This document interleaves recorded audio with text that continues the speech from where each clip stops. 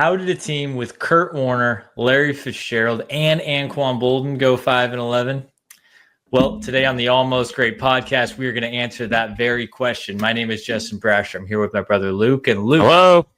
Yeah, I'm excited. This is going to be a lot of fun. This is going to be fun. Yeah, let's do it. We don't have an audience yet, so we can be as free as we want.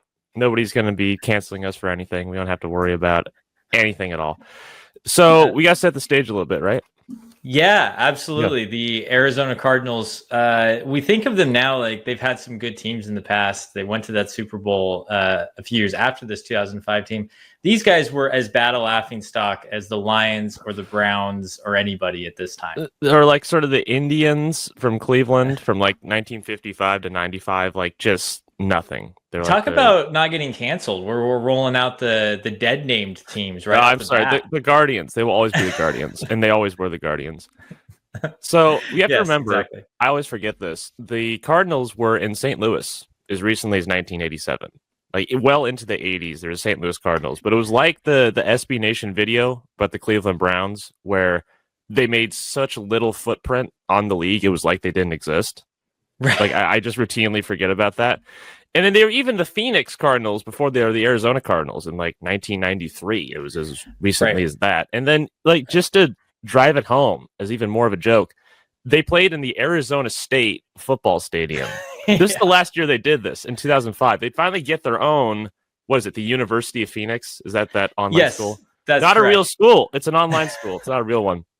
In 2005, they were still playing in a college football team's stadium with like bottom barrel attendance, like just really bad stuff. Every game they play at home would be like a road game because a bunch of other fans from the other team would like outnumber the Cardinals fans there. Because they're going on vacation to Arizona. It's hot. It's fall. It's winter. People are going to Arizona. That's where like a bunch of old people go because it's warm. That's what we need to check is who's got the oldest average attendance. Did Arizona have I wish we had the most that senior data. Citizens. And with the Raiders in Vegas right now too, I bet it's got to be getting older and older. Yes. Too. Yes, but, absolutely. Back to the St. Louis thing though. You mentioned before, like our parents occasionally still call the Cardinals St. Louis Cardinals. Yeah. Yeah. Like, I'm going to do the same thing with the Raiders too. I'm going to keep calling them the Oakland Raiders. My kids will be like, they're in Vegas now, Dad. What's wrong with you? Yeah, or the Chargers. The Chargers are still the San Diego still Chargers. Call them that, too. I don't buy that they're in L.A. I still don't believe that. Now, that one for me, I mean, they also should move back. So maybe we're starting a trend by continuing to call them. With HBO Max, they called it Max for a few years. I'm like, no. Right, now we're back. Now we're back to HBO Max. So I'm right. So maybe that's what we need to do with these teams that need to go back is we never change. We make it happen. Yes, exactly. And we manifest it. This is one that the change was okay because St. Louis got another team. Now St. Louis can be mad about that team leaving, but that's a whole nother deal. They got some replacement. It's not like the Sonics where they're gone and maybe they'll get another team, maybe they won't.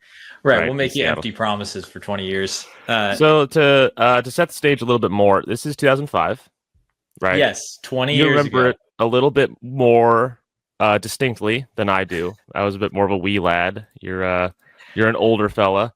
What a time to be alive. I know. I look back nostalgically, even though I don't remember it that well. Because like you look at the movies that came out, you had the third Star Wars prequel. I love that. It's the mark of being a Zoomer is you just love the Star Wars prequels. If you're a millennial, religiously, you have to hate it. Yeah, the reaction was different when they came out. That's for sure. Sure, the standards were different. Yeah, Harry Potter and the Goblet of Fire. I love that movie. That was really fun. The King Kong movie came out that year. Very very mixed. Yeah, boy, I've had a mixed appraisal of it. It's a long one. I think there's still merit to it.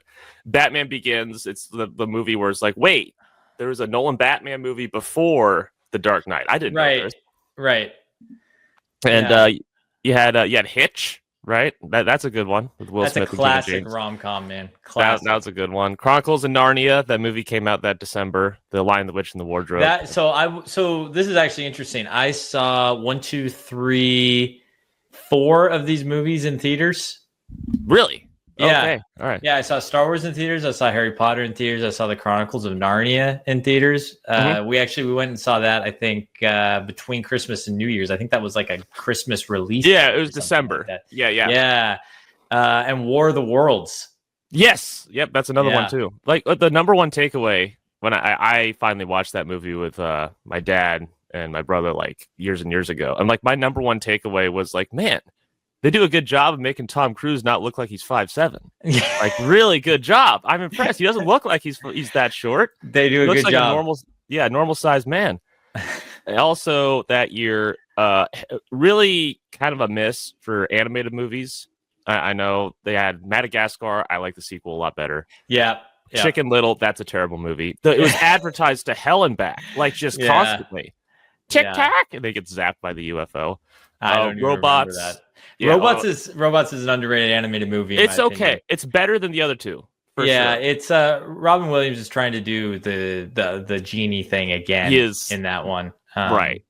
To not as great effect. Right, I would say so. That one is not as good as it could be, or as good as other movies. I wouldn't call it straight up bad. Like I hate Chicken Little. Madagascar is for me. So I would say it's on the top of the heap there. TV shows, you got Lost, you got 24, you got Survivor and American Idol. Those were shows I remember watching. The last season of Everybody Loves Raymond, the end of an era. Yeah, that was one of the last like. If you were a funny comedian, now you do a podcast and you get a stand-up special. Back then it was you get a sitcom. You get a sitcom. If you're George Lopez, if you're Kevin James, you get a sitcom. You get a sitcom. Late 90s, early 2000s, that's just the rule. Yeah. And then a bunch of premieres. Prison Break, that premiered that year. Oh, wow. Yeah. Deadliest Catch, The Office, How I Met Your Mother, and then two shows that would run for 850 trillion seasons and probably is still going on right now, Bones and Supernatural. Yeah, the Bones, one of the kings of the procedural. Whoa, right? The Boomer Network procedural. Basically. Yeah, boy, what's that? David Boreanaz, right? Is that the name of the guy? That's right. Man, that guy had a run. If he went right to Steel Team after that. Yeah, well, and before that, he was on Buffy and Angel. Oh, I didn't know So that. he went straight from Buffy and Angel to Bones to SEAL Team. He was the lead on a primetime cable or network show for like 25 years in a row.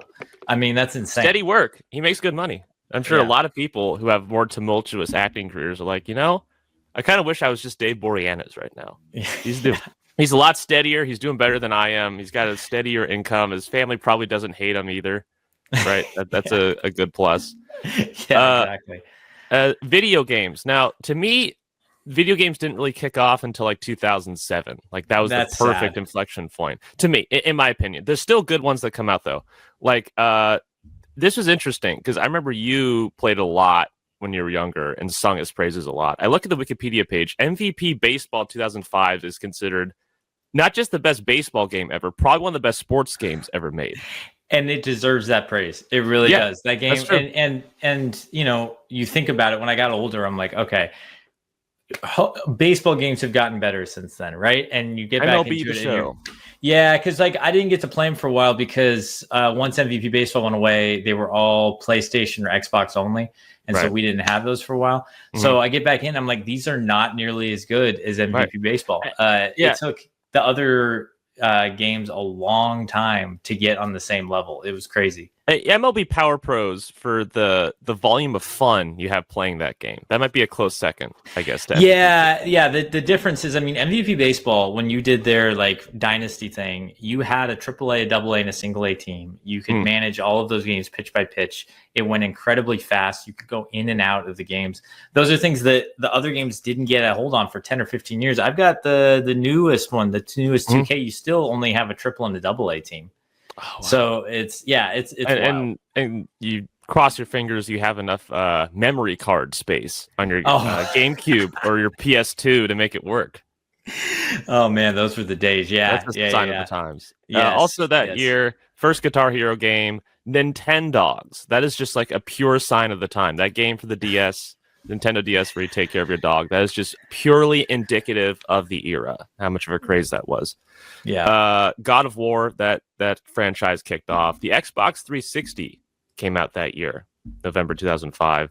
And then I love this franchise, the Sly Cooper franchise. Sly 3 came out in September that year, so I had to mention it. out of a sort of religious exhortation. I had to do it. Songs that year. Good music here, and there's even more you could add to the list I made, but these are just ones that I thought were notable. Bad Day, Daniel Powter, total one-hit wonder, but I will never not love that song. One of the all-time one-hit wonders. Absolutely. Everyone knows the huge discography that Daniel Powter has. Yeah. So many songs. So many songs just filled to the brim. And it also has, I mean, remember years later, that fantasy football commercial where show the guys with their totally failed teams, they're looking sad as hell. And they play Bad Day one giant step. Yeah. Right? Oh, like 1 in 13. 1 in 13. Yeah. Yeah. Yeah. That I remember that commercial. That's a great ad. That's a great one. You had Beverly Hills by Weezer. That one's iconic. Photograph by Nickelback. I'm not going to try to do Chad Kroger's gravel voice. Please don't. It won't work. It won't do very well, but people could picture it in their mind, or they can open another tab and listen to it. It's not that hard. Best of You, the Foo Fighters. I like that one. You and Me by Lifehouse. Now, I like a couple other Lifehouse songs. I remember when you told me this song was like absolutely huge. Yes. I'm like, yes, really? This is the biggest Lifehouse song. It's fine, but they have better ones. Like, why is that one just the top of the heap? It's when the kind of grungier rock band goes soft. Does the ballad. The love ballad. Yes, exactly. And then there are 3 Green Day singles that year. I have a tough time calling them 2005 songs because they're from a 2004 album. But sure. But technically, you had Wake Me Up Till September Ends, you had Holiday, and you had, I think, Jesus of Suburbia was technically a single that year. Boulevard of Broken Dreams is the big one because that won Record of the Year. Well, that's what I was going to say. That's the one that won the Grammy. It did. Yeah, it won the Grammy, but it was a 2004 single and album. So that won the Grammy in 2006. I hate when music does this. It's so baffling to me. I don't like it. Next one. Since You've Been Gone, Kelly Clarkson. You can't forget that one. That debut album has aged really, really well. I couldn't stand it when I was, an 8-year-old, but now it's fun. Back when American Idol winners were relevant, right? Yes. That was also a sign of the times. Hollaback Girl, everyone knows that one. Funny thing, another thing too, Mr. Brightside by The Killers. It's a 2003 single that came out before the Hot Fuss album did in 2004. And it's 2005. Oh, it's a big song. I'm always confused as to how I'm supposed to designate the year of that song. But yeah, right. Mr. Brightside. Another one where I think the Killers had better songs than that one. Yeah. But some universal edict by some god whose name we don't know decided this has to be the biggest one. Not just the biggest one, but the one that becomes like an anthem. An anthem for apparently everything. On top of that, you have She Will Be Loved by Maroon 5. Not as good as This Love, in my opinion, but I have a tough time with that one. I think I prefer She Will Be Loved, actually. Really? Yeah. Okay. All right, yeah. Hits the high note. That's good. Yeah, good for Adam Levine. And then Numb/Encore by Jay-Z and such Linkin a good Park. song. That's a good one. I heard of it first. It's the beginning of the Michael Mann Miami Vice movie from 2006. Oh, really? It plays at the beginning. I haven't seen that movie. It's a good start to the movie. The rest of the movie is not worth watching, in my opinion. But that beginning's actually pretty solid. Okay. And, we'll mention Chester Bennington later because he's an Arizona sports fan. So, okay. All right. Yeah, so he'll get his shout out later. Okay. Yeah, I remember reading on his Wikipedia page. He's a fan of like all the Arizona sports teams. So we'll have to think. What do you think Bennington was thinking about this season? What was Chester thinking? Yeah. So we can get into some of the season background. Who's the coaching staff and stuff? So going into this season, again, the Cardinals had stunk. So they had 4 wins in 2003 and 6 wins in 2004. They'd hired Denny Green the year before. Denny Green's big claim to fame was he was the coach of the late 90s Vikings teams. Yep. Particularly the 98 one, the record. Particularly the 98 one of the best teams to not win the Super Bowl. Yep. The Randall Cunningham, Randy Moss, Chris Carter team that caught lightning in a bottle. And he's in Arizona trying to recreate that. Was never really able to. But I'll have to disappoint people here. This is not the 2006 season where he had they are who they thought they were. We thought they were. It's not that year. I'm sorry to say. We let him off the hook. It's not that we let him off the hook season. So I'm not gonna lie. When we were doing this season, I was like, please tell me this was the season where they played the Bears on Monday night. Yeah, sorry. But it's not. This team, though, they had Rod Graves was their GM for a while, for about a decade. And so he's their GM during this time. And what we're going to see, and the reason that there's like this season is so confusing, is because he makes a lot of good draft selections in this 3-year run from 2003 to 2005. Not only Anquan Bolden and Larry Fitzgerald, but also on the defensive side, Adrian Wilson and Carlos Dansby have been picked in the previous couple of years. All 4 of those guys are either, Hall of Famers or borderline Hall of Famers, Hall of Fame perennial quality. Pro Bowlers. Yeah, exactly. All 4 of those selections were made in the span of 2 or 3 years. And that puts this team in the position to make the run that it does over the next few years. Yeah. They're not ready for it yet, and we'll get into why. Some powerful growing pains. Very strong growing pains. Yeah, exactly. So, and part of that is Dollar Bill Bidwell is the owner, and he was at least the part owner for 63 years, and the team made a whole 8 playoff appearances. And at this time, going into this, they've made the playoffs 4 times in their entire history, which is, I have always felt as Seattle sports fans, particularly Seattle Mariners fans, like we have a monopoly on complaining about our team being irrelevant. That's right. But the Cardinals at this time, the Cardinals at this time have just as much acclaim. Because I remember back when the Cardinals from 2013 through 2015 were pretty darn good and sort of rivaling the Seahawks in the NFC West. I remember thinking, what a rivalry. Let's look at the history of this. And I'm like, the Cardinals have like never been good until like 2008 and 2009. They've got like nothing to look back on as some kind of mythology, at least. Like sort of like the Mariners, we can look back to 95 to 2003, where it's like, hey, we were super good back then. They've never made the playoffs in my lifetime until like 2022, but at least we have something to think of. Not right now. Like you have nothing as a Cardinals fan. No, the Mariners they at least had the string of Hall of Famers to take a look at. Oh, the Cardinals, so many stars. Yeah, the Cardinals don't even have that at this point. So they've just drafted all of those guys that are going to become those stars. Guest star somewhere. And then you look at the guys that Denny Green brought on. Obviously, Denny Green's thing is the offense because of where he came from in Minnesota. But his offensive coordinator is a guy named Keith Rowan, who will end up being one of the most irrelevant offensive coordinators. Like usually when an offensive coordinator gets fired, he bounces around and then he pops up again somewhere. Yeah. This guy was a tight ends coach for 6 years, magically gets the Cardinals job, has it for 2 years, gets fired as a tight ends coach for the Falcons for another year, and then disappears. And people might remember there's the SB Nation video on the 2007 Falcons, who they call one of the worst teams ever, which isn't immediately obvious because they're like 4-12. You can think of a worse season than that. The train wreck of a season it was overall was really bad. So I have a feeling anyone who touched that year was just excised from the league. They're just cut off like gangrene. That's what this. We'll get into it later, but his offense, he ran a West Coast style offense, very much out of your Mike Holmgren sort of mold that was very popular in the 90s and in the early 2000s is starting to go out of style at this time because your spread offenses are starting to seep into the league.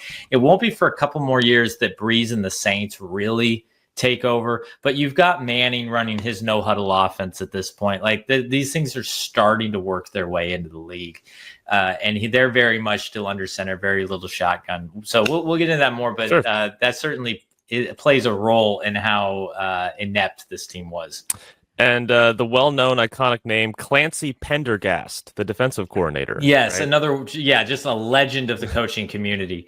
Again, part of that is when you touch a team like this, a 5-11 team, then this is the kind of stuff that happens to you. There was no coaching talent. This was not that Redskins team that had McVay and Shanahan and all that, and they all went their separate ways, but they were all great coaches. That is not what this team is. No, not really. Yeah, not a lot of stars here in the coaching staff. No. Though he coached for this Cardinals team, Pendergast did, 5 years. So made a good chunk of change there, then went to the Chiefs for 1 year in 2009, and then evaporated like Thanos snapped him out of existence. Yeah. A little, as we mentioned before, they played in the Sun Devil Stadium. They were literally the bottom in attendance and home attendance that year. People were not showing up to their games. As we'll get into later, if you're an Arizona sports fan, you were paying more attention to basketball around this time. Yes. Way more than any football going on. If you're an Arizona State fan, it was passingly interesting. Yeah, the 7-5 season. Other than that, you were not caring about football. No. And then the big thing they did in the offseason, other than the draft picks, was bringing in Kurt Warner. Kurt Warner on a 1-year $4 million contract. He had just come from the Giants, where he had been basically the placeholder for Eli Manning. Yep. So he'd been kind of the veteran caretaker. Had actually taken the Giants to a 5-4 start before Tom Coughlin was like, all right, time for Eli. So he had been run out of New York. And so they've got suddenly a 2-time MVP falls into their laps with a 1-year $4 million contract. So there could be some expectations. Right. Warner, you're coming in. Wide receivers. But they had also drafted in the second round, they drafted J.J. Arrington to be their running back. Mm-hmm. And so the idea was he's going to step right in. This was the time where you drafted running backs in the first round. Oh, okay. Another sign of the times. Well, this is the 2005 draft, Luke. So this is the 2005 draft where Alex Smith goes number 1, but then Ronnie Brown, Cadillac Williams, and Cedric Benson are all top 10 picks. Ronnie Brown and Cadillac Williams out of Auburn and Cedric Benson out of Texas were all, huge selections. So those 3 guys were the top of this running back class. J.J. Arrington was below that. But still, when you draft a guy that, you expect your running backs to be big time. Oh, yeah. Especially right out of the gate. With the wide receiver, I feel like there's a bit of a break-in period. With a running back, you kind of want to see him good right away. Like, get 1,000 yards at least, right? So, something like that. That would be, yes, that's the idea, especially in this time where running backs are going off. We just had Priest Holmes set the touchdown record. Larry Johnson had 1,750 yards. Well, he had his insane, no big deal. 400 carry season. Sean Alexander's going to set the record this year, and then Tomlinson's going to break it. The next year. Yeah, the next year. Yeah. So this is the time. This is the peak time for running backs. So the idea is J.J. Arrington is the running back in this team with Kurt Warner, with Fitzgerald, with Bolden. Dang. I mean, he's got the opportunity to have an incredible season. You're a Cardinals fan. You're like, Dad, I'm kind of looking forward to how this Cardinals team is going to pan out. Look at the weapons we got. We got Kurt Warner we just brought on. I think we're going to be doing pretty good. And then on paper, and this is really the gist of it. On paper, this team's offense should be a lot better than it was. So we got to just to run through this season in just a couple of minutes here. The season begins and they have the worst possible start possible, 0-3 right off the bat. They get blown out by New York and by Seattle. They get blown out week 1. They're playing New York, where Kurt Warner had just come from. They give a punt return for a touchdown and lose 42-19. They drop a game in week 2 to the Rams in an absolutely inconceivable fashion, where they pass the Anquan Bolden over the middle. They get to about the 15-yard line with less than 30 seconds to play. And then instead of calling a timeout, Warner tries to call a play. They false start on the play with less than 10 seconds left, which runs the clock down to 0. Penalties, remember that, kids. Yes, that's going to be a recurring theme. So a false start with 7 seconds left. Now, what's really interesting is I think the rules have been changed since then, because false start with the clock running. I don't know if that 10-second runoff, right? So 10-second runoff ended the game. So that sucks. They didn't get a single snap in the final 20 seconds of the game. They then lose to the Seahawks, who ended up winning the NFC that year, 37-12. So they're 0-3 right off the bat. And in the week 3 game against the Seahawks, where Sean Alexander scores 4 touchdowns, Kurt Warner injures his groin, pulls his groin, so he has to get replaced by Josh McCown. The same Josh McCown who was playing in the playoffs for the Eagles in 2020. Just so you know. January 2020, he was still in the league, that 40-year-old man. Correct. So then they play the 49ers in Mexico, the first ever game in Mexico in week 4, first ever game outside the United States with 103,000 people there. They beat the 49ers in a very ugly game, but they get a win. They play the Panthers in week 5. They were ahead 20-10 in the third quarter. They were ahead 20-17 in the fourth quarter. A roughing the passer on Chike O'Keefer gives Carolina a big boost. Carolina scores a touchdown. McCown throws an interception in the end zone. And despite 400 yards from McCown and 2 touchdowns, 3 interceptions, and they lose again. I thought it was Chike Okafor. Is it O'Keefer? I'm wrong. Okay, my bad. Former Seahawk, Chike O'Keefer. Gotcha. Then they're playing. They play the Titans next. They can barely beat Billy Volek's playing instead of Steve McNair. So chalk that one up for the backup quarterback nobody remembers. Billy Who the Volek. hell's that guy? Exactly. Okay. Billy Volek is playing, and they barely beat this Tennessee team. So they're 2-4. They're still playing McCown, not Warner. They then get run out by the Cowboys and by the Seahawks.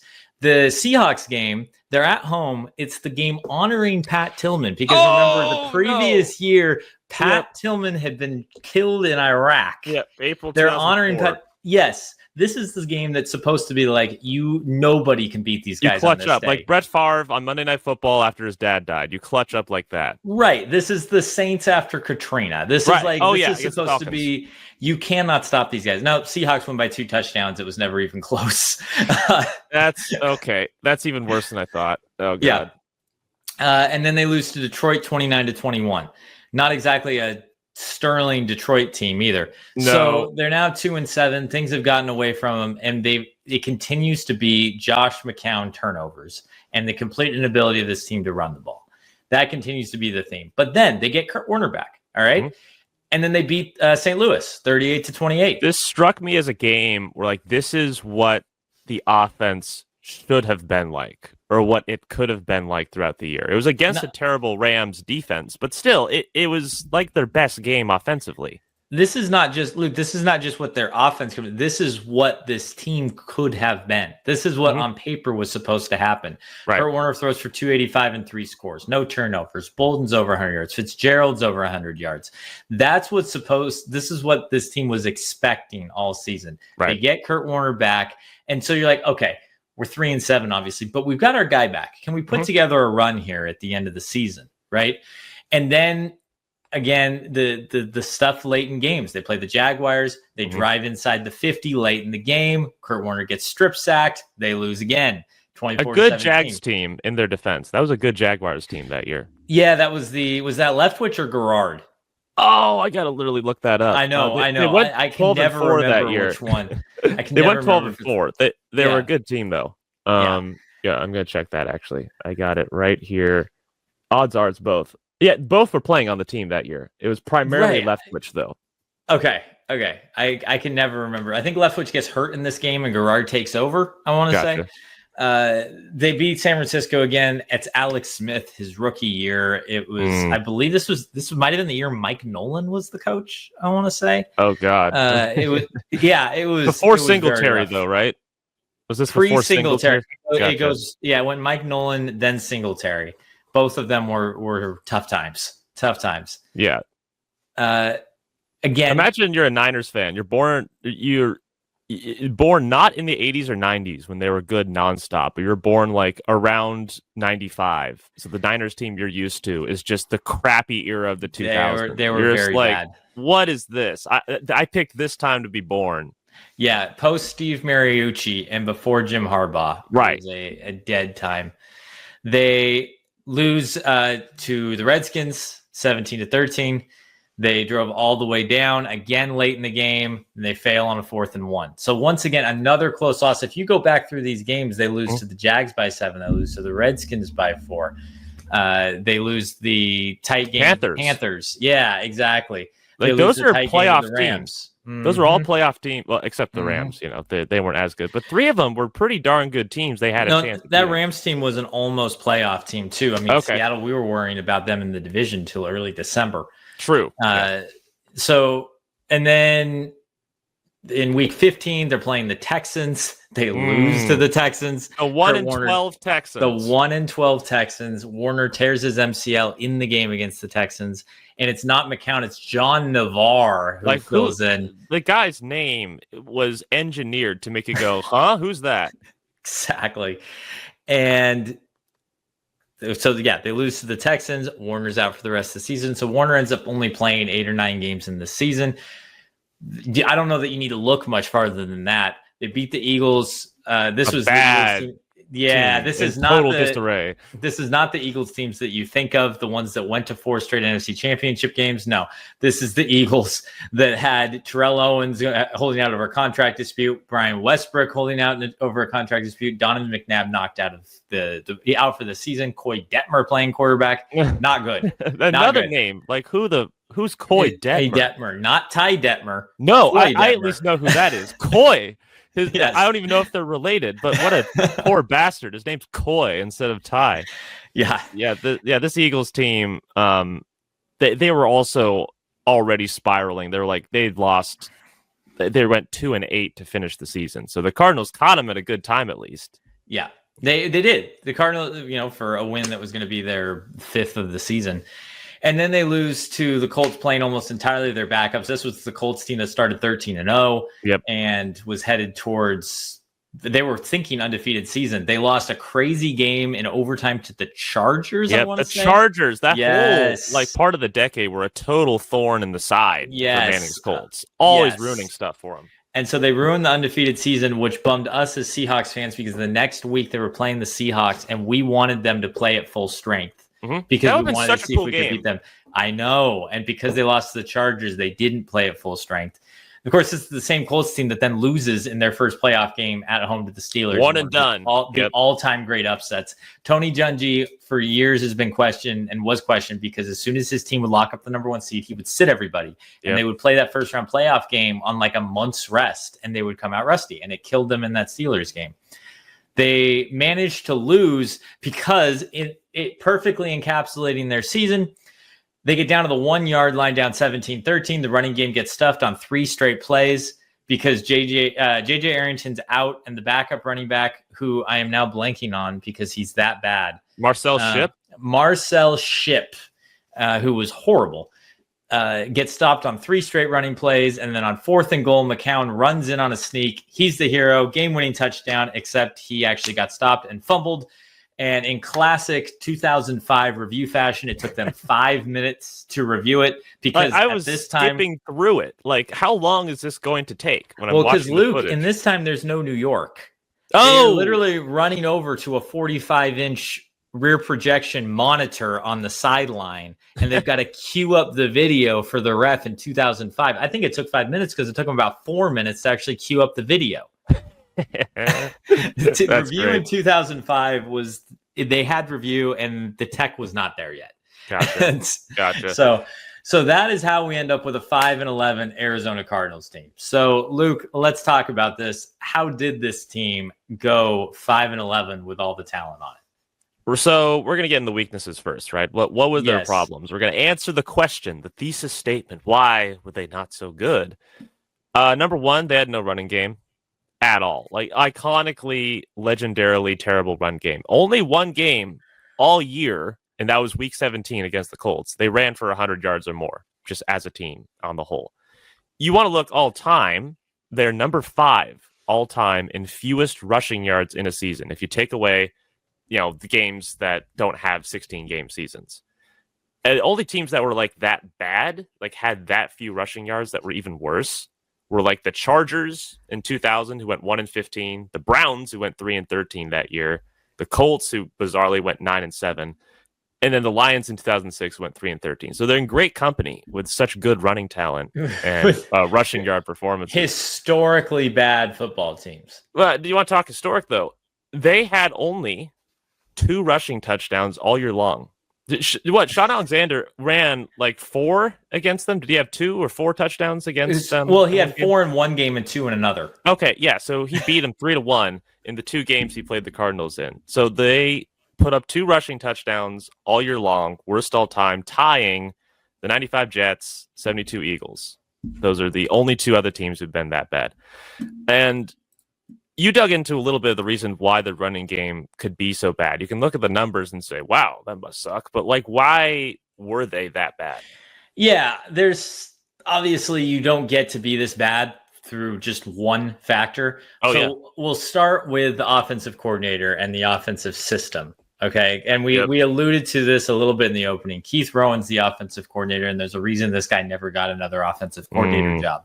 He was running it's like in today's NFL where you're at now like the fourth or fifth branch off of the Sean McVay tree or off of the Shanahan tree, where it's like, this guy's our offensive coordinator because he once sat on the same bench that Sean McVay did. This guy's sister went out with his brother or something, right? Yes, exactly. So he's like so tangentially related to the actual great West Coast offenses. So he's running one and you see the bones of it. Most everything's under center. A lot of quick routes from Fitzgerald and from Bolden. Either it's a lot of curl go reads, quick slants, a lot of 5-step drops for your quarterback, 3 and 5-step drops. And because their offensive line was so bad and had so many injuries over the course of the season, what they would do is their tailback would often be in plus or minus looks. So what that means is that instead of being lined up directly behind the quarterback, the tailback is either to the left or to the right. Now, we see this all the time today because the quarterback's in the shotgun.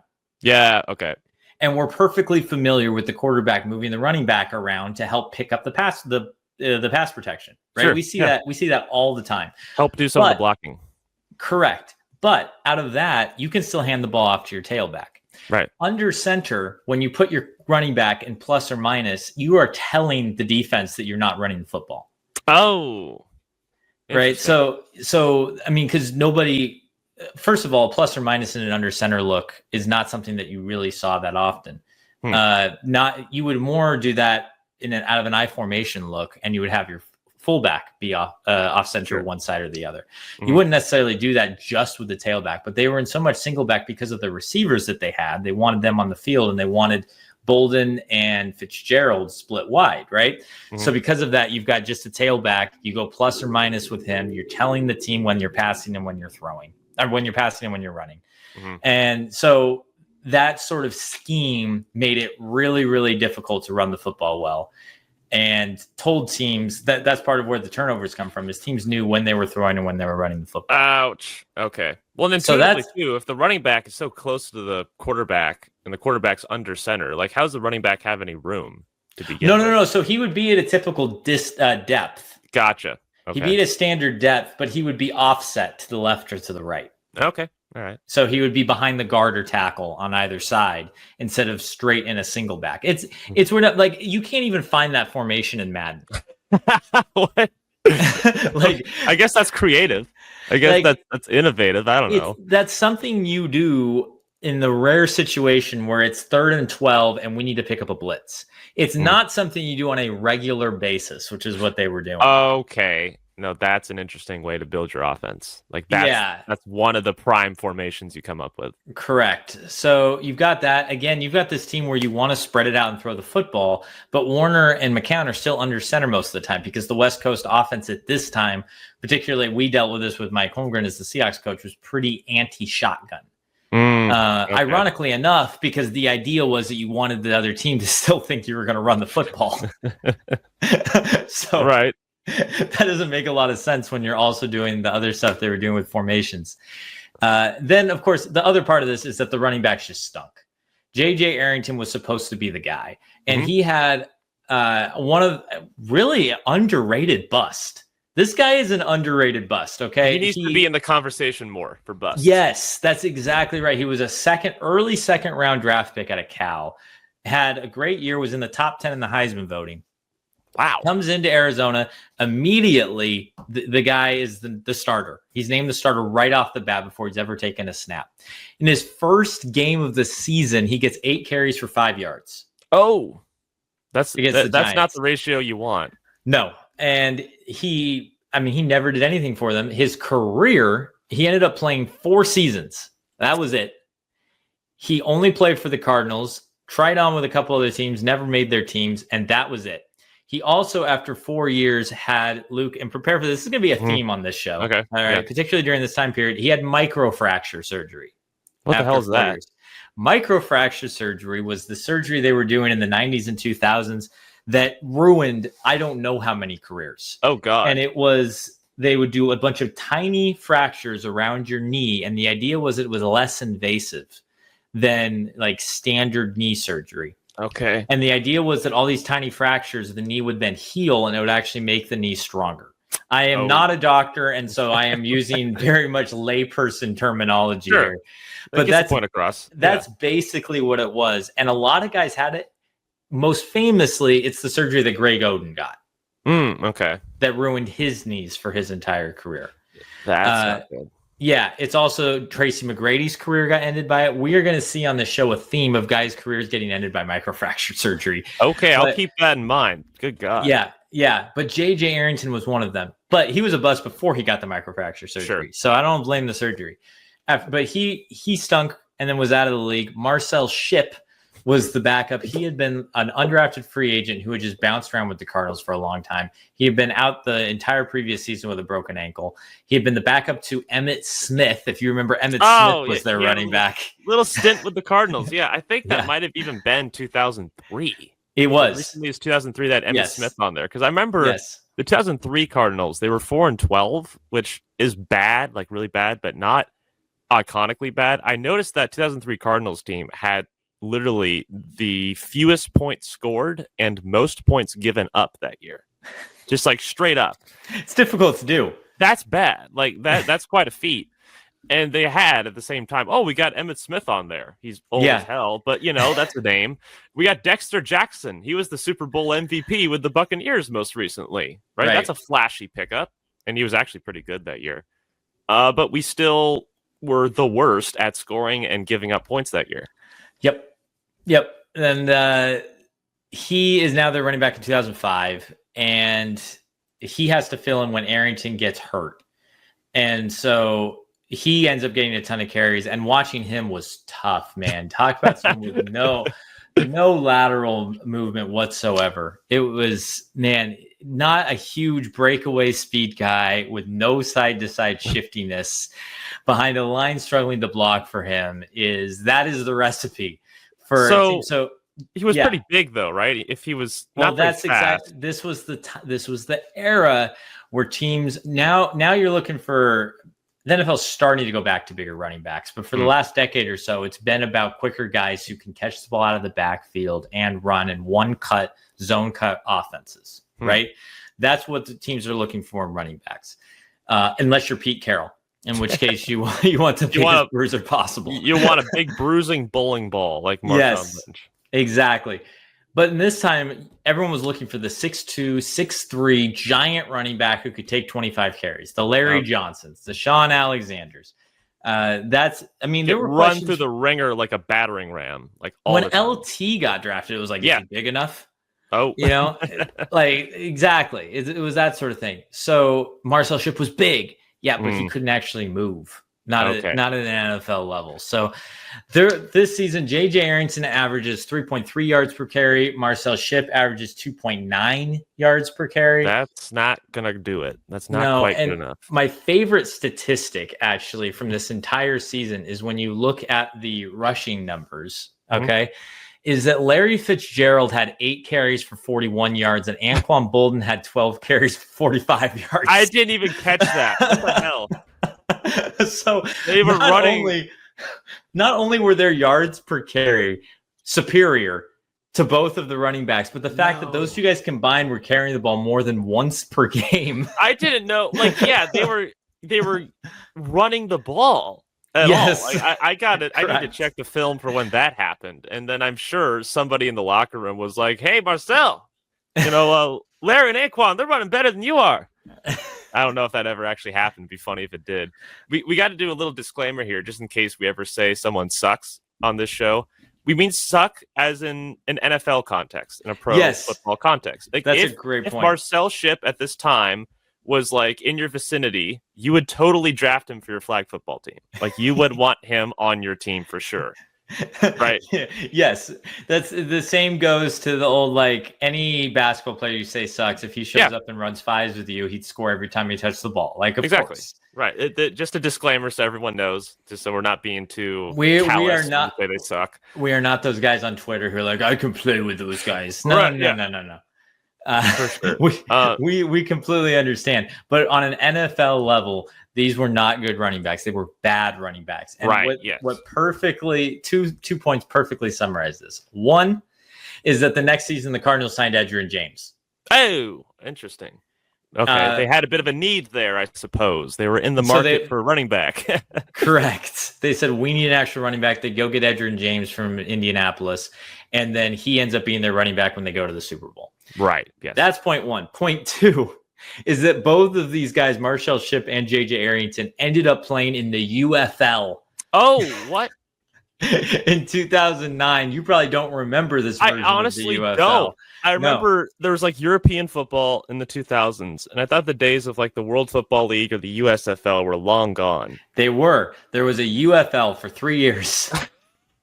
The third year it was in such financial trouble, there were 4 teams. Oh, okay. But there was a UFL for 3 years, and both these guys played in it.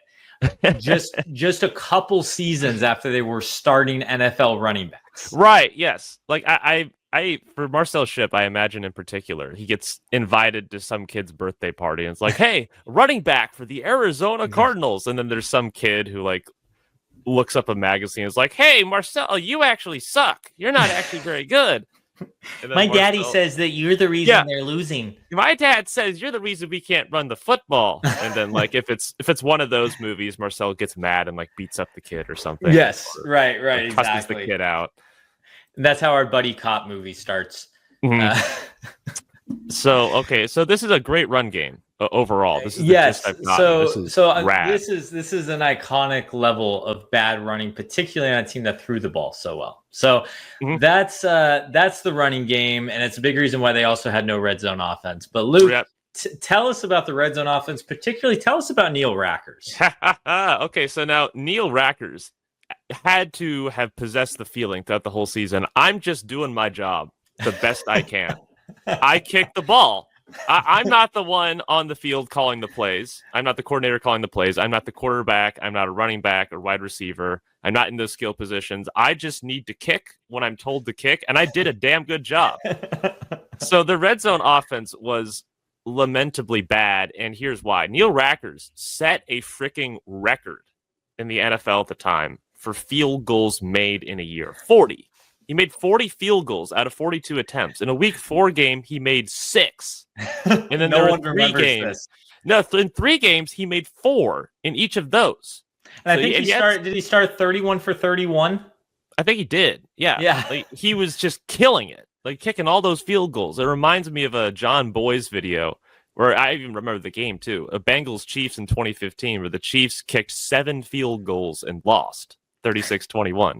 Because it's just not enough offense to go off of. You can make all these field goals. You can have a bunch of drives put together where you're technically moving the ball. But if you're not scoring touchdowns, there's no point to any of this.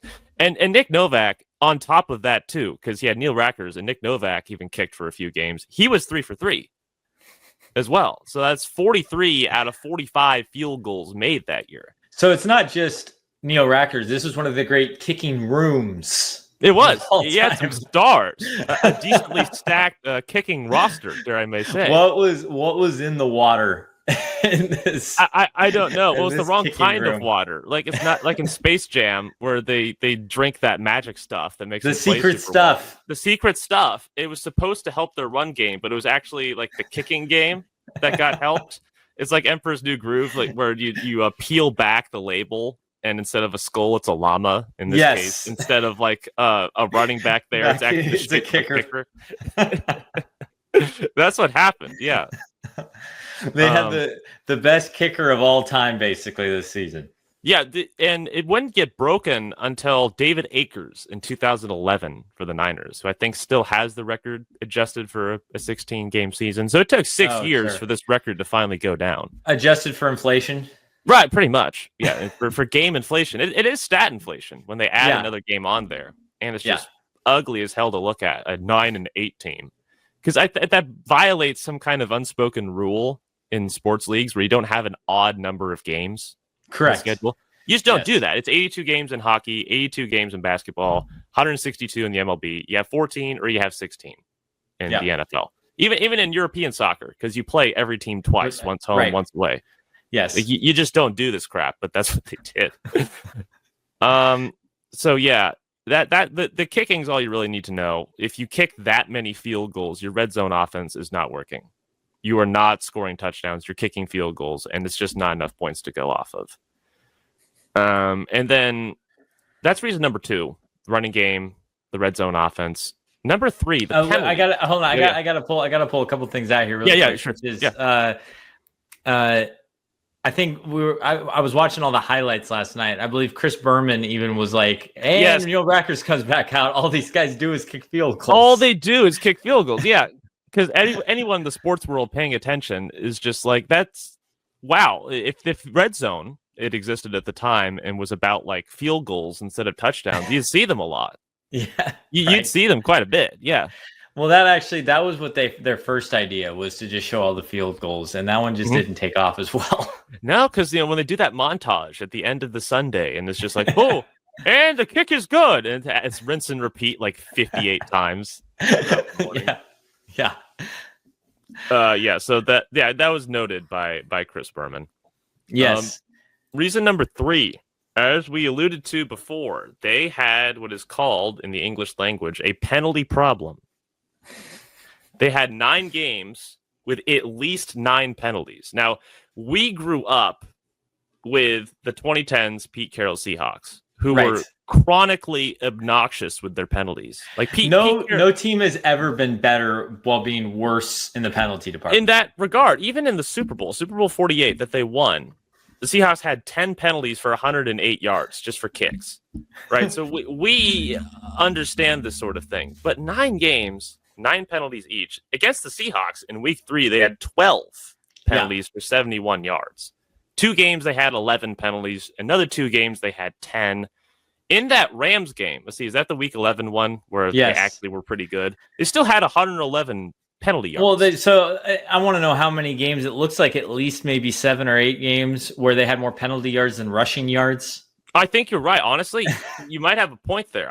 I should have compared that. Quite honestly, the penalty game is doing better than the run game. Not on purpose, but it's doing better. Well, if you've got that many penalty yards, you're essentially completely negating your run game. Oh, right? It's a net loss. It's a net loss. You're better off like not running the ball as long as you don't commit penalties. Yeah. Maybe that's the law of exchange. I'm not sure. And then in the Jags game, they had a chance at winning 105 penalty yards that you're just giving the other team.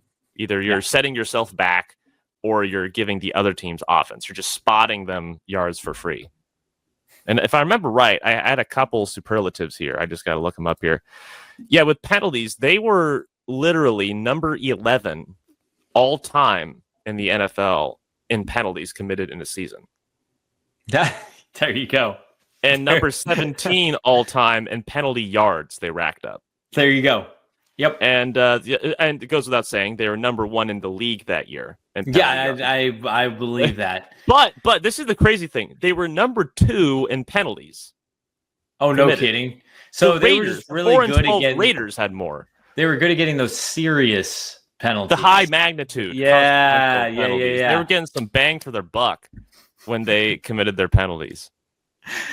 Big launch angle on their penalties. It was really coming off hot off the bat. Yeah, they're home runs, right? They got a lot more footage out of them. Exactly. Yeah, the penalties were bad, and then just a couple other things. The turnovers, they had at least 1 turnover in every game that they played. They had at least 4 turnovers in 4 games. They had 7 games with at least 2 turnovers as well. And a lot of that, again, I think you can tie back to the complete one-dimensional offense. People can totally see through their offense. The fact that you knew if they were throwing or running the ball, and you knew that they were throwing the ball pretty much on every play. And so then when you have a guy like Kurt Warner, who's more of a gunslinger, who's going to try to fit balls, when you have a guy like Josh McCown, who should not be a starting quarterback, playing quarterback for half your season, you're going to end up with all those turnovers. And then when you're behind in games because you can't run the football, then now you're forcing the ball into windows. Yes. And that's how you end up with all that. Then you throw on top of that the offensive line, and then you end up with all these strip sacks and the fumbles. And that's how you end up with all these turnovers. That puts into some good perspective, I'd have to say. With the passing thing, one thing I noticed, I remember sort of just perusing Pro Football Reference one day like any normal person does, and I found that when you throw the ball 50 times or more in a game, or 60 times or more in a game, that's basically synonymous with losing. If you throw the ball that many times, that's a bad game. You do not want to do that. It's gotten a little better. Is that the Matthew Stafford Award? I think so, because I remember in 2012, I think he still has the record in pass attempts, or at least the 2012 Lions do, and they went like a pitiful 4-12 that year. Right. So if you're throwing that much, it means you're one-dimensional, but B, it means you're behind. Yeah, you're always behind. You're trying to make up quick yardage. You're trying to come back, and so you're throwing the ball all the damn time. So technically, we outlined the 4 weaknesses: no red zone offense, lots of turnovers, lots of penalties, and no run game. Those are the 4. And we classified this as a strength. It could also be a weakness, is their passing game. Because as we said on paper, you got Kurt Warner, add his stats together with Josh McCown, you got over 4,500 yards of passing offense. Like, they led the league in pass yards. They also led the league in pass attempts. Yep, right. So that's a little inflationary, you could say. I see that. But on paper, again, those 2 quarterbacks, Larry Fitzgerald and Anquan Bolden, each catch for 1,400 yards. Like, just which is stellar. That's really good. Bolden's a third-year running back at this time, or wide receiver at this time. Yep. Yeah, and Larry's in his second year. Yeah, and they're both. I mean, those are massive numbers for guys that young. But that comes from the fact they don't have a run game, so that does bump the value a little bit. So they threw the ball 65% of the time, and they ran the ball 35% of the time. Yeah. Even today, even last season, that would have been in the top 5 in the NFL for how much you're throwing the football. But in 2005, when the Steelers won the Super Bowl running the ball 60% of the time, this is insane. Nobody throws the ball this much. Nobody was, especially this era where you actually drafted running backs in the first round. And they would actually win league MVP every now and then, which is even harder to count. I mean, we had the run, right? Priest Holmes set the record, even though he didn't win MVP. And then Alexander wins MVP, and then LT wins MVP.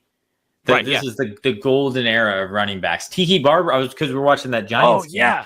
This was the Tiki Barber biggest season, too. 1,860 yards. He was 20 shy of Sean Alexander. Right, exactly. And poor Larry Johnson say, hey, I run for 1,750, and people don't even talk about me for the MVP conversation. Right. What the heck? Yeah, it was a ridiculous time for running backs. It was a crazy time to play fantasy football. Oh, that's for sure. Oh, I bet if you had Alexander that year on your fantasy team, you were just raking in points. Yeah, well, I mean, next year, everyone that had LT won. Oh, that too. That for sure. So their very first game, this Cardinals team threw the ball 56 times. And they had 10 games that year where they threw the ball 41 times or more. And that's just a lot of throwing. And so, you couple that with their offensive scheme was predictable. People knew what they're going to do. And because they're down all the time, you knew they were going to throw anyways. Yeah. So that's just not a good compounding. But we do have some positive things to say about this team. The passing game was at least put up good numbers. And I think this is where we kind of have to crack open what we call the Mark McGwire Award. In futility here. All in vain. So the reason we call it the Mark McGwire Award, he's obviously a legend.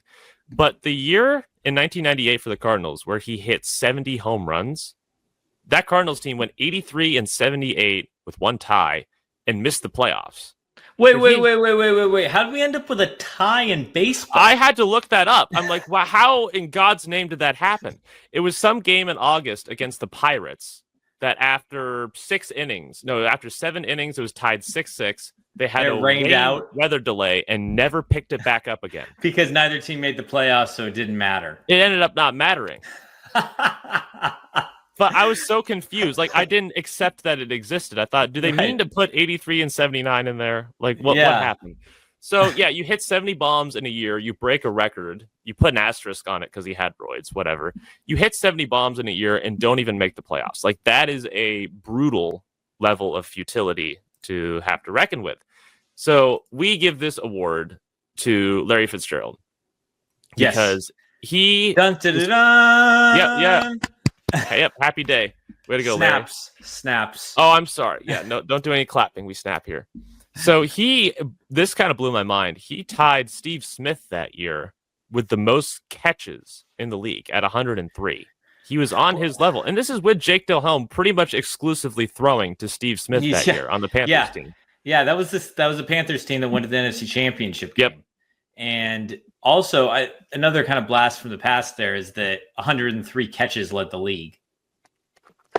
That's true. You wouldn't quite find that today, would you? No. I mean, now it's like there's about 10 to 12 guys that if they don't catch 100 balls, you're like, what happened? Right. But right, yeah, that's the 100 catch season used to be you had your career year. And so that's Larry Fitzgerald, the fact that as a rookie, he tied with Steve Smith. I'm sorry, this was the year before the Steve Smith, the Panthers went to the NFC Championship game. That was in 2005. But in 2004, yeah. Oh, no, you're saying he tied it this year. Yeah. He tied this year with Steve Smith having a great year. Larry Fitzgerald tied him. He was like on his level in that regard. And he caught 10 touchdowns too. Yeah. Which I have written down somewhere. Anquan Bolden and okay. So I keep finding this Wikipedia stat everywhere I looked when I did research, so I better mention it. They say that there are only 2 other teams that had 2 receivers with 100-plus catches and 1,400-plus yards. The 95 Lions and the 2000 Broncos. Really? Yeah. Maybe at that time, maybe? According to Wikipedia, it's still the case. The Demaryius Thomas, Eric Decker Broncos didn't do that? I don't think they had. There were 2. That's a good question. There were 2 receivers that had 100-plus catches that year. I don't think either of them got to 1,400 yards, though. Okay. I mean, that's a lot of yards. I'm just thinking if any team did it, it'd be that Manning Broncos It would be team. that one. I'll check that right now, as a matter of fact. Yep. Okay. So Demaryius Thomas caught for 1,430. Eric Decker caught for 1,288. Okay. Wow. That's crazy. So, I mean, these are notable offensive stats to be putting up on this crappy 5-11 team. I mean, as ugly as they were in a lot of ways, as we've outlined, if you were to kind of pick a 5-11 team that you had to go back in time and be stuck as a fan for, you'd be like, okay, hey, they're at least doing cool stuff with the pass game, sort of. At least they're putting up interesting numbers. Right. Well, totally. I mean, again, you got those 2 guys catching balls from Warner and McCown. But the fact that they were putting up those numbers even when McCown was throwing them, that too. So we got those guys, and again, when Warner was with the team for half the season, the things at least made a lot more sense. It did. Do we need to? Okay, I feel like we got to have the Kurt Warner discussion right now. I think we got to. This is Kurt Warner is one of the craziest careers in the history of football and one of the most fascinating discussions, right? Right. Because his career makes no sense. Yeah, he plays European football. He's bagging groceries at one point. He's playing in the Arena League. Yep. He wins 2 MVPs in his first 3 seasons as a full-time starter. Yep. And within 4 2 Super Bowls, wins one of them. Yeah. On one of the most iconic offenses ever. Right. He wins the MVP in 2001. And by 2004, he's being benched for Eli Manning. Yeah. How does it turn like that? That's some bad luck. That's like its own sort of American Underdog sequel where it's just like, dude, what do I have to do? Why am I back here at this point? Yeah. Like, why am I kind of kicked around like dirt all of a sudden? So his career stat line is fascinating because he has the 2 years in St. Louis where the team's incredible. They very well could have won that Super Bowl against New England as well. Right? Oh, yeah. They very well could have been a 2-time Super Bowl champion team. And when he was the quarterback in 2000, they were 8-3 before he got hurt. So he has this 3-year run in St. Louis, yet then he gets hurt in 2002 and hurt again in 2003. And reading it was one of those things after the fact. He broke his hand and it never really healed. Oh, gotcha. And he never really let it heal. Sort of like Antonio Brown, I guess, when he just got utterly popped by Vontaze Burfict in that Bengals playoff game. Mentally, he was never quite the same after that. Yeah, I don't know. I try not to compare that to head injuries, right? That's probably right. No, I'm saying he was not the same player afterward. Correct. So Warner didn't let the hand heal. And so they're 0-6 when he's the quarterback in 2002. And then he only plays 2 games in 2003 before sitting. And so he basically doesn't play for 2 years. So after 2001, they hand him this like 7-year gigantic contract. And then by the end of 2003, the Rams are cutting him and saying, we'd rather have Mark Bolger. Yep. The great in 2004, the iconic Mark Bolger. Exactly. And then in 2004, he leads the Giants to a 5-4 start. He's completing 63% of his passes for 2,000 yards. He's only got 6 TDs. And so then Tom Coughlin says, nope, time for Eli. And it's so weird. But at the same time, he does have high turnover numbers. He threw 22 picks in their second Super Bowl year. Yeah. Even won the MVP with 22 interceptions. Right. Yeah. That's another sign of back then where throwing 36 touchdowns was basically enough to be considered an MVP. Right. Because that's such a high number. The fact he threw 22 picks, it's like, that's a little high, but his other numbers make up for that. That wouldn't fly as much these days. Well, I mean, maybe it would. The quarterback talent has gotten so bad as of late. But a few years ago, for example. Yeah. Yeah. And that's exactly right. And even, he had that year he threw for 4,800 yards, right? Which even nowadays, that's a big number. That's good. And, oh, yeah. Yeah. And so then he ends up in Arizona. And Arizona brings him in again, basically to caretake for Matt Leinart. It started in 2006, right? 2005, he's not there yet. But in 2006, his job is basically to be the caretaker for Matt Leinart. And even all the way up until 2008, their Super Bowl year, they're still dangling Matt Leinart over his head. The fact that the guy the guy ended up in the Hall of Fame, and yet in his next to last season, he's got no. I think we want Matt Leinart instead. Always being shelved in favor of somebody else coming along. This guy, again, Hall of Famer, got benched for Mark Bolger, got benched for Eli Manning, or rookie Eli Manning, and got benched for Matt Leinart. That is some Charlie Brown protagonist syndrome right there, where you just can't get a fair shake, seemingly. No, and yet he goes to 3 Super Bowls, and the alternate universe is not that crazy, where he wins all 3 of those Super Bowls. Yes, yeah. If he doesn't get that hurt in 2000, he would have to go against the Ravens defense that year, probably the best defense of all time. Yeah, if not one of them. But I'm thinking about 2008, obviously. It doesn't take right, exactly. It doesn't take a lot for them to win that game against the Patriots. And Santonio Holmes is an inch taller or inch shorter, and the Steelers don't win. That's exactly. No, he was that close, and he did his job too. Like he got Larry Fitzgerald to catch that long catch and run for the touchdown. And then exactly. The Steelers, right. We all thought the game was over when that happened. Yeah, the comeback is complete. So I just wanted to run through that. What are your Kurt Warner thoughts?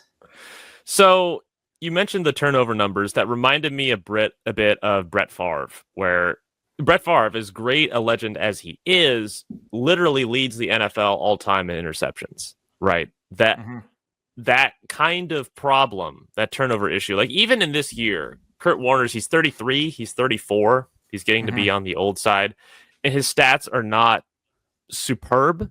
He puts up like 2,700 passing yards, if I'm not mistaken, but not a very good touchdown to pick ratio. So you could make an argument that he is kind of tapering off at this point. But then he just like bounces right back. In 2008, that Cardinals team had 3 receivers catch for 1,000 yards. So Anquan, Larry, and who? Michael Breston. Oh, wow. Wow. I have not thought about Michael Breston. Oh, my gosh. Yeah. Him too. Like that puts him in a similar conversation as the 2004 Colts with Peyton Manning, one of Peyton Manning's MVP years, where he had, what was it? Well, it was Marvin Harrison, Reggie Wayne, and probably Dallas Clark. Brandon Stokely, I think it was. Oh, okay. Yeah. Dallas Clark would come later. But that alone, being part of that kind of unique record or that kind of rare occasion where you got 3 guys you throw to who catch for 1,000 yards or more, to add on to his accolades already, and the fact that he is a Hall of Famer, makes him good. So it's perplexing. I guess he has too much of a sporadic nature to him, where it gives coaches the excuse to then put someone else in or favor them instead, whether it's Mark Bolger or it's Matt Leinart. Matt Leinart, I still don't understand because he was never good anytime he ever played in the NFL. No, there were no flashes. Matt Leinart was never a good NFL quarterback. He's one of the great college quarterbacks. He was never a good NFL quarterback. Like a Jason White syndrome, right? Right. And Kurt Warner was so established at that point. That one has always been just very bizarre to me. I do think, though, that he is maybe the greatest case study in what your pedigree coming into the NFL follows you. Unless you're Tom Brady, where your whole identity is that you were a 6th-round pick and you're better than that. Mm-hmm. His pedigree of being an undrafted guy out of Northern Iowa who didn't get into the NFL for 4 years, I think just followed him his whole career, right? Where every time that he had the 4-interception game or the bad start to the season, it was like, okay, we're finally getting the Kurt Warner that we thought there was all along. There it is, rearing its head. His expirations finally come due. Yeah, exactly. And so that's my thought on that. At the same time, the discussion of is he actually a Hall of Famer or not is a really fun one because he's, again, went to 3 Super Bowls, won one. He's a 2-time MVP. What 2-time MVPs aren't Hall of Famers? Right. So that solidifies it for you right there. But win MVP more than once. Yeah. I mean, I think Chad Pennington for winning Comeback Player of the Year twice should make him a Hall of Famer. That's pretty damn good. No one else can say they've done that. I think so. How bad does your low have to been to come back twice? But you came back from it both times. Isn't that impressive? It's not like Rookie of the Year. I remember I was looking through some sports almanac, and I was very smart at this time. And I was going, look at all these Rookies of the Year. How come nobody wins it Repeats. Again? Everyone, it's just one person, and then it's another person. There's no dynasty for this whole Rookie of the Year thing. Yeah, I was not a legal adult at the time, so that explains how I had that thought. But yeah, 2-time league MVP, that's pretty darn good right off the bat. That should get you into the Hall of Fame, and that's what did. Yeah. But then you have you don't have as clean a record as, say, someone like Tom Brady or Peyton Manning, where is just a lot more of just very crisp, clean, clear seasons one after the other. That's the thing is he doesn't actually have that many great seasons. He doesn't have that many seasons where he actually played the whole season. That too. Right? He's only got 3 seasons where he started all 16 games. He also has a 15-game season. But he really only has those 4. He has an 11. He's got a 10 this season with Arizona. An 11 in the season where they kept going back and forth between him and Leinart. So he doesn't really have that many full seasons. So his highs are as high as almost any player. Yeah. And there's a lot of crap you got to get through too. And so the Hall of Fame discussion is an interesting one. He's in the Hall of Fame. Good for him. I don't know if he's actually a Hall of Famer though. Interesting. Okay. He does enough to make you ask a few questions where you're like, okay, it's not as clear cut as I would think with Kurt Warner. There's a lot of complexity mixed in. Correct. Exactly. Now, the more important discussion, I think, in this regard is he better than Josh McCown?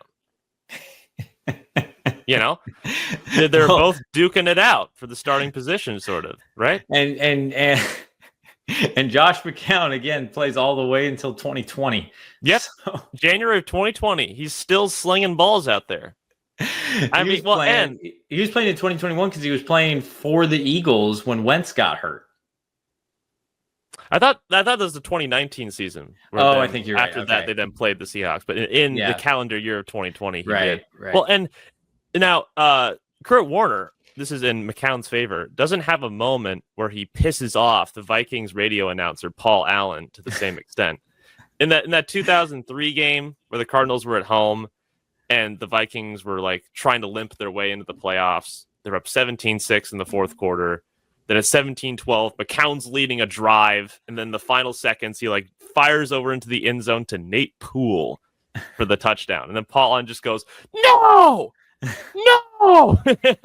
Cardinals have knocked the Vikings out of the playoffs! He just gets absolutely pissed. I mean, Kurt Warner doesn't have a moment like that, but McCown does. And I believe that pass was caught by Nate Poole. He's being mugged by his Cardinal teammates. I think McCown shares that domain with Gary Anderson and Blair Walsh for how mad they've made the Vikings radio announcer. Yes. The season can't end like that. He missed it left. No, Brett Favre had. I think also, yes. This is not Detroit, man. This is the Super Bowl. What a legend. Why even ponder passing? I mean, his voice is just so good for that. Yeah. He gets mad in such a great way. Yep. Few categories we want to kind of hit down the stretch here. The ugliest win of the season, the ugliest win category. We're giving this award to a 20-10 win over Billy Volek and the Tennessee Titans. I mean, that's another quarterback name. You're just like, who? His name is made to puzzle you. Yes, exactly. So this Titans team, the two teams combined for 20 penalties and 160 penalty yards. And you've got an Arizona pick six that was the main touchdown in the game, a combination of 17 punts. And this game was so exciting that the ESPN NFL Countdown highlight that's still on YouTube is like 80 seconds long. Like they just barely go through the game. Yeah. Correct. They're like, there's nothing to show here. So the Cardinals put up a riveting 173 yards and 9 first downs. This was with McCown still at quarterback. Yep. So they won against a 4-12 Titans team. They won, but it's better than the best. Losing to in the most embarrassing loss, a 1-12 at the time Texans team that ended up finishing 2-14. Carr was still the quarterback. This was their third year as a team, I believe. And they were coming off a 6-game losing streak heading into this game. 1-12. You're thinking, because, you're following basketball most of the time. You're like, okay, the Suns are about to get started, or maybe they are starting at this time. I don't know. At least we're going to, I think we're going to win this game, right? Against the 1-12 Texans. I feel like we can handle this one fine. And then they don't. They lose 30-19. They give up 30 points against this crappy Texans offense. Yeah. It was we haven't talked a lot about the defense today. They had guys like Carlos Dansby and Adrian Wilson that are future stars. Great draft. And don't forget about ex-Seahawk Chike O'Keefer. This was just like this offense. This is a team that was going to be really, really good in a couple of years, but was still figuring it out, still filling in holes. And so they have those stars, but they haven't filled in the team around them. And so that really rears its head in a situation like this, where also, what are you playing for? And so they come out and they just get their butts kicked by the Texans. And I think they really gave up because they were up 10-7. I think you give up when Kurt Warner gets hurt. John Navarre comes in at quarterback. Yeah, I mean, one of two games he made it into his entire career. And so, again, it's one of those where at this point in the season, you're like, what are we even doing here? We're kind of sort of playing for our jobs, or some of the lower level guys are trying to stay on the team. Yeah. So just some stats from that game, though. The Texans were 26th in scoring offense and 30th in yards, and they hung 30 on this Cardinals team. Good job for them. Cardinals had 4 turnovers and fell victim to 6 sacks. That's that great offensive line you were talking about, really helping out that run game. Also protecting John Navarre, totally. Really giving him the pass protection he needs. Because, you're throwing the ball all the time. You hope you got some good guys up front to protect you while you do it, but not in this case. But as you said about the defense, I wanted to, because, some people, it's like the members of the class project in school. There's a couple members that are trying to do their best, just kind of like the Neil Rackers. He's doing his best. Carlos Dansby, he had 3 interceptions that year. That's pretty good. Adrian Wilson probably gets the defensive award for this team. He led the team in tackles with 109, led the team with sacks with 8. So good for Adrian Wilson. And then Chike O'Keefer, not Okafor. Chike O'Keefer. Chike O'Keefer, 7.5 sacks. Bertrand Berry, he had 6. Another great name I came across, though, was in that Colts name, that running back. And I want to look at it again so I don't mispronounce it. I really want to get it right. Because in that drive that McCown's leading towards the end, Obafemi Ayembadejo. Yeah. Obafemi Ayembadejo. Like, that's just so much fun to say. And the announcers kept saying it too. Ayembadejo! Obafemi Ayembadejo! Like, that's a play-by-play guy's worst nightmare, too. Oh, it is, too. It's like, all right, I've practiced this over and over again with my wife, like 25 times over the phone. I'm going to get it right when the time comes.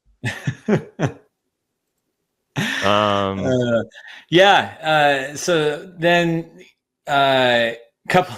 we talked about Chris Berman saying all they do is kick field goals. There was also a line that he threw in week 9 where he said it's very Arizona-like to have 11 points. Yep. And then there was the when they won in Mexico. It was defeated in America, undefeated in Mexico. That's right. And I bet they still are to this day, undefeated in Mexico. But just couldn't win on U.S. soil. Something going on there. Yeah. But let's go first through some random trivia crap. Then we'll get into the next segment. Okay. Yeah. So we wanted to, for all of our loyal listeners, every last damn one. Every last one of them. If you want a good trivia question to stump your friends, we're here for you. We got a couple. The first is, so again, you had the 49ers and the Cardinals play that game in Mexico City, right? Which is the first ever national regular season game. Okay. But that's not what the trivia question here is. But instead, in front of 103,000 fans, Derek Smith has a fumble return for a touchdown for San Francisco. It's on like almost the opening snap of the game. Mm-hmm. Josh McCown gets strip sacked, not by Derek Smith. And the different guy scoops and scores, but he fumbles going into the end zone. So then Derek falls on it and he gets the touchdown. So who is the first person ever to score a touchdown outside of America in an NFL game? San Francisco linebacker Derek Smith. There you go. Arizona State grad. From Arizona State. As everyone knows. As everyone knows, the great Derek Smith, who didn't strip him, but was able to fall on the football for a 0-yard fumble return for a touchdown. So he's the man. Yes. And I wonder if he has a Twitter. I could check if he has that anywhere. Well, because it's really easy to search on Twitter for Derek Smith. Oh, I know. No one else has that name. Another little scrap of trivia I found because I was just perusing through and thought this was insane. That Week 8 game where they just got shelled on the road by the Cowboys. The Cowboys had 0 penalties for 0 yards. There can't be that many of those. That rarely happens, and you just have to think that's BS. No team plays perfect. Right. There was not a single hold by any of their linemen. They never held game. Yeah. None of their corners held ever. None of their linemen ever held at all. No one brushed a face mask. There was no pass interference on any of the throws ever. Yeah. Like that. I don't care. They played a clean game. I'm willing to believe that.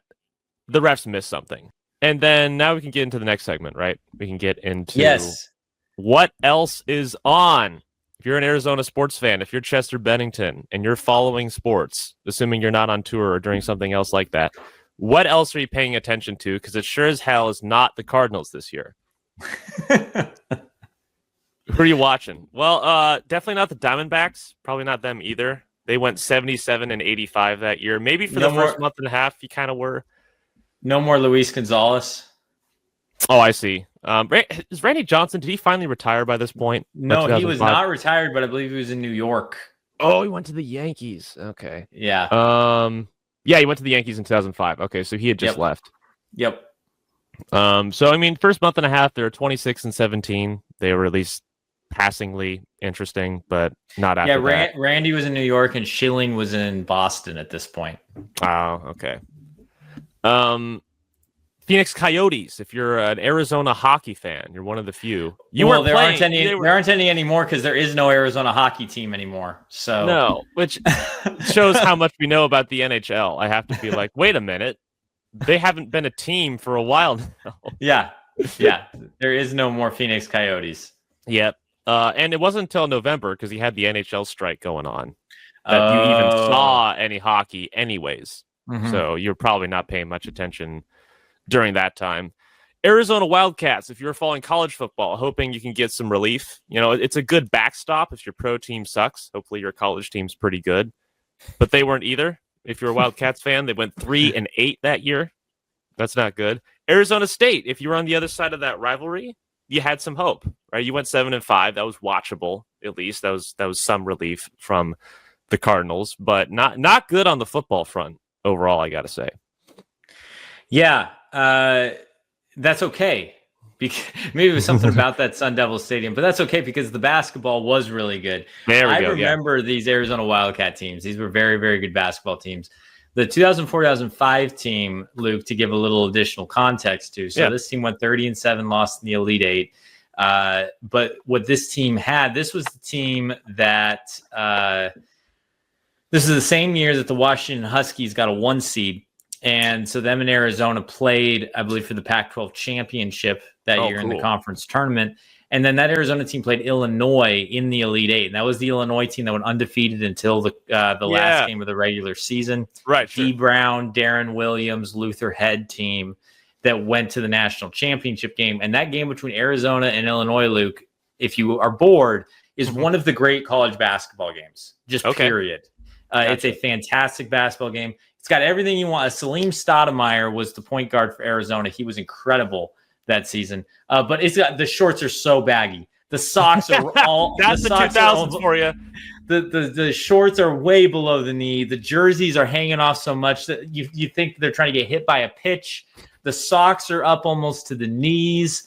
We've got headbands galore. It is peak mid-2000s basketball. We got multiple guys with cornrows. But still, in 2005, that was still a thing. Yes. I thought that was still like early 2000s, like 2003, that kind of stopped, turn of the century sort of thing. But still in 2005. Still in 2005, D. Brown's got cornrows. I think Stoudemire, had cornrows. You got multiple guys with cornrows. You got the baggy shorts that with like Arizona's, I think, were like the where it was like almost reflective, that fabric. Okay. It was anyways, just incredible mid 2000s basketball. So if that's something to give a look. The Arizona State team, not as good at that time. They were an NIT team. But then I love talking about those Phoenix Suns teams from 2005 and 2006 because that was Steve Nash, that was Amari Stoudemire, that was Sean Murray, and that was Joe Johnson. Those guys were so much fun in a time when the NBA was very, very slow, when your best teams, first of all, your best teams were the Lakers and the Spurs, and it freaking drove you crazy as a kid. The fact that someone else was giving those teams a run, and that their whole thing was how fast they played. They were trying to take a shot in the first 10 seconds of the shot clock. Paul Westhead was their coach, right? The guy who'd done the run and gun stuff at Loyola Marymount. And they were so much fun. Steve Nash, that's when he won his 2 MVPs as well, I think. Yeah, and made it into that Timbaland Nelly Furtado song. Miss You a Girl. Most importantly, MVP like Steve Nash. 2006, he is king of the heap. He is on top of the world. You're right. I forgot about that. That is when you really know that you've made it, man. You've got it. If Timbaland found a way to name drop you, or even more commonly, make a song with you, then you had it made. Yes. So when Timbaland has Nelly Furtado singing about you, then... I mean, dude, you just retire right there. You've made it. Yeah. So these Suns team in 2004 to 2005, they went 62-20, which is a pretty kick-ass record. 2005 to 2006, in anticipation of that year, your anticipation was not in vain. They went 54-28. So they were winning games. They were fun to watch. Yeah. Yep. There were better things to watch than this Cardinals team. That's the moral of the story here. And another moral, just to briefly insert here, we remember the good teams that made the playoffs, and then we remember that'll be the more focal point of this podcast is good teams that didn't make the playoffs. And then there's just a lot of seasons that are kind of like this, that go like 5-11 or 7-9, that history basically forgets about because they're not good. But these teams were still playing. You had a coach, you had a quarterback, you had offense, you had a defense, and they played 16 games. They were one of many teams that did that as well.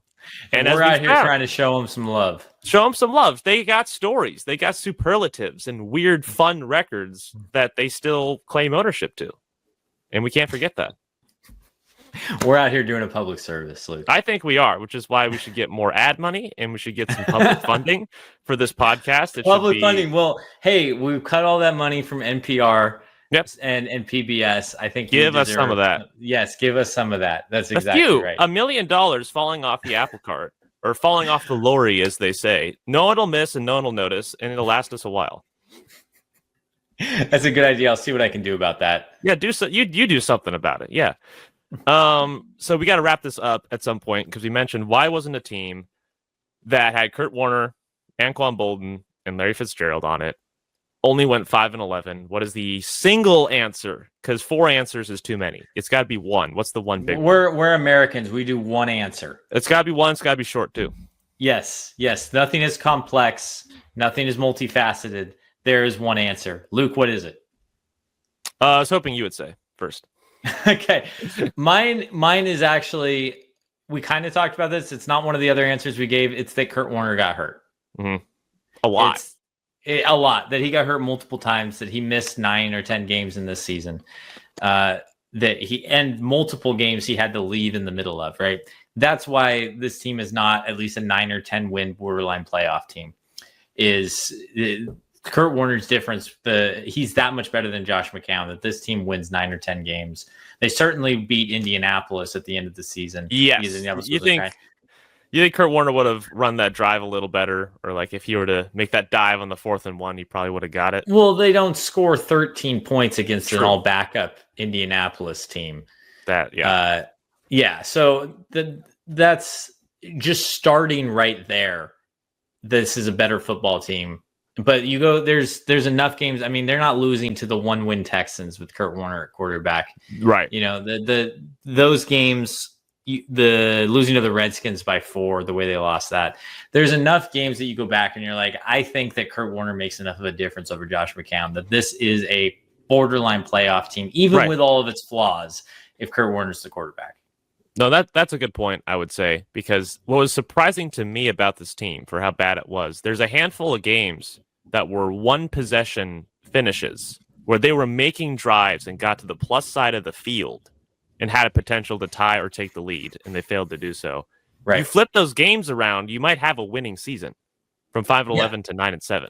Right. Despite all the crap we just talked about. Yes, exactly. Is that this still very well could have been a team that squeaked into the playoffs and is going, because we had these great things despite the rest of it being so crappy. Right, and they can thumb their nose at the 10-6 Chiefs who missed the playoffs on the AFC side. Right. That was actually a distinct possibility. So yeah, you're saying Kurt Warner got hurt. That's the top reason, and I see that. I'm your co-host. I have to disagree with you as a matter of contract. Contractually obligated. I think no run game.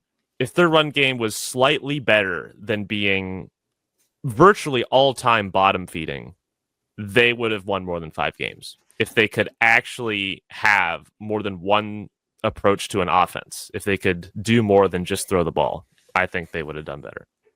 I think that was the primary reason. I think that's the easy bottom barrel reason, Luke, and you're a cop out for taking it. That's the normie reason to look at. Run game bad. That must be why they suck. Yep, that's my reasoning. You just went on TV and you went, they got to run the ball better. They got to get under center. They got to run the ball. Well, I mean, looking at those numbers, how would that not pop into your mind? We're saying, I think the run game's about where it needs to be. I think 2 rushing touchdowns in a season, it's not bad. You can't do much better than that, honestly, right? You can't have a run game that bad if you want to have a team that makes it into the playoffs. That, I think, is the fatal flaw. Yeah. Yep. I am happy to disagree with you while still saying that's a good point. Respectfully and disrespectfully disagreeing with me. Oh, no, only disrespectfully. None of that respect bull crap. We don't do that on this show. Yeah. No. Well, this was great. I'm glad that we were able to get on to do this, and we know that from this episode, the ad dollars are just going to start rolling in. Bring them all on, yeah. So if anyone ends up actually watching this, which the answer is probably no, I think what we should do over our first few episodes here is if anyone does watch this, tell us what you think the sign off should be. How should we end it? Yeah, how should we end each episode? If anyone has any advice, just let us know. Yes, because we need something better than Luke singing us out. I know. Yeah, singing like that was definitely not part of anything we discussed, and so thankfully that's never going to happen for anyone, including me. We'll get spared from that very wonderfully. TikTok would ban us. I would hope so. Well, I'd ask them to first off if I had to sing.